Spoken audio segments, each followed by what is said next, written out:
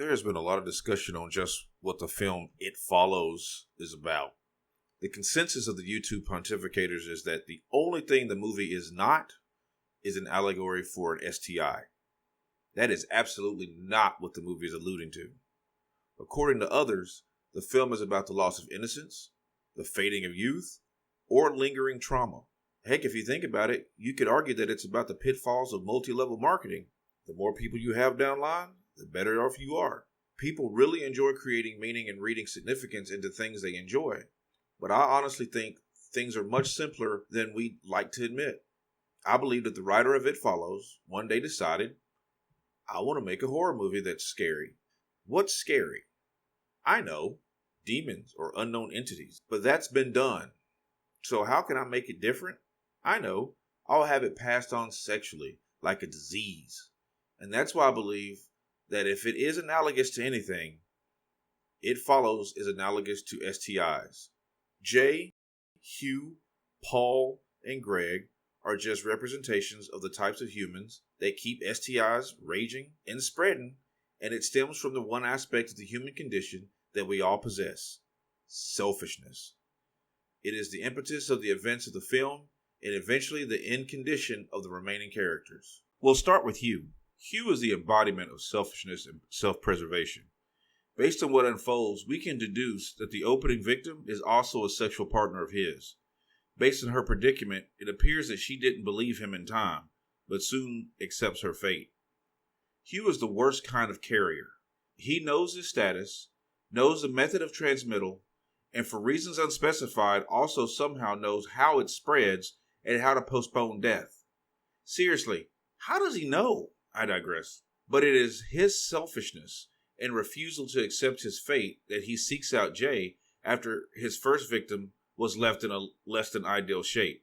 He, like the other characters later, all have it in their power to simply accept their fate in life and let the curse die. But no, they spread it because misery loves company. And in this case, his own survival, temporary as it may be, he's willing to allow countless others to suffer his fate to postpone his own. To him, the ends justify the means. Knowing his status and passing it forward makes him every bit a murderer.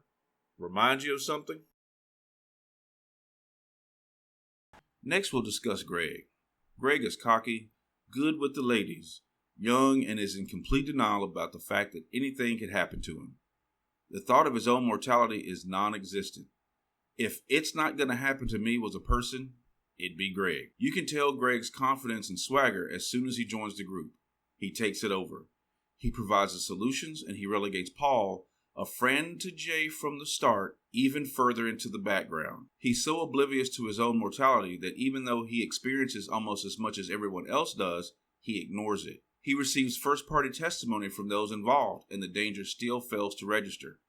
He sleeps with Jay because he wants to. It's not out of feelings or because he's trying to help. He's horny and invincible. And due to his appeal to women, it actually appears that he's right. This scene depicts that he has no trouble at all spreading the demon onto this girl. And as stated by Hugh, It should be easy for her. She's a girl. she probably has no issue spreading it further. This is why it takes so long for the entity to pursue him. It's been busy. In this scene, I believe he's coming to tell Jay that he had heard bad news about one of his recent partners.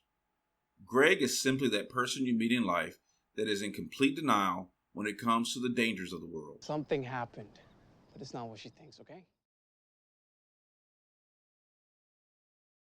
There's Paul. Little pathetic Paul. Paul spends his time hanging with women that have no desire in him at all. He's basically torturing himself being around Jay. She's interested in anyone else but him. In watching the movie, you come to the realization that Paul is desperate for intimacy, and it's wrapped up in his self-esteem. He's willing to do anything to sleep with Jay, including taking on a demonic curse. Let's think about this scene. He's willing to participate in coitus with Jay, and she rejects him. Jay is unwilling to sleep with Paul even though her life may depend on it. He is relegated to less than status as soon as Greg joined the group. His desire to play the hero role was destroyed. His self-worth is so wrapped up in his lack of a certain activity that he's willing to undertake very reckless sexual behaviors. Paul, homie, There is not prep for demons. Then we come to Jay. I've seen others argue that she represents innocence. She doesn't. She's not innocent.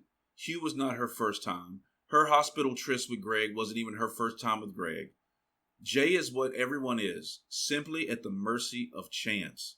She chose to be intimate with the wrong person at the wrong time. And she, like the rest of humanity, has the choice to either accept her fate and stop the spread, or fight against the dying of the light. Jay eventually decides to spread the demon to preserve herself. Apparently she's unsuccessful, which is why she's crying and why the entity showed up in pursuit of her so quickly that night. On a side note, let's look at this scene. 3 bros are on a boat, and some skinny girl with a broken arm swims out to you and offers her goods. If any of these guys would have accepted, I'm thinking they would have deserved a visit from the entity. But anyway, Jay gets help from her friends and they embark on an untested, unproven plan to cure her of this ST demon. Reminiscent of another movie, The Cure, a movie about a kid infected with HIV from a blood transfusion. It doesn't work for him either. She's desperate now, and in her desperation, and let's face it, her selfishness, she finally decides to do the deed with Paul. Now they're working in tandem and their selfishness sees no bound. Paul decides to seek out the use of some street workers. He might have to worry about more than a demon by the looks of him. To conclude, it follows as an allegory, if it is one, works best as an allegory for the spread and suffering from intimate social diseases.